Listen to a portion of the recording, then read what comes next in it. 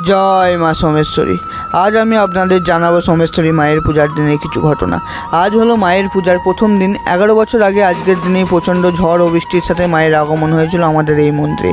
ঢাকের পিঠে কাঠি দিয়ে মাকে ফুলের সাজে সাজিয়ে মায়ের পূজার যথাসামান্য সামগ্রী আয়োজনের মাধ্যমে মায়ের আজকের দিনে আবারও পূজার আয়োজন করা হয়েছে। ঠিক 11 বছর আগে মা যখন এসেছিল সেই দিন মায়ের পূজা ঠিক হয়ে এইরকমভাবেই অন্ধকার রাত্রিতে হয়েছিল। হয়তো এটা মায়েরই ইচ্ছা ছিল, কেন জানি না এইবারেও তার ব্যতিক্রম হলো না।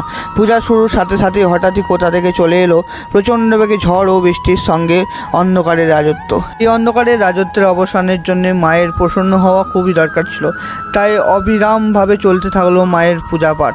মায়ের প্রসন্ন হওয়া এতটাই প্রয়োজন ছিল যতটা করোনাতে ভ্যাকসিন। আমাদের জীবনের অন্ধকারকে হার মানানোর জন্য এই প্রজ্বলিত 108 প্রদীপ ও মায়ের এই হোমের অগ্নি যথেষ্ট।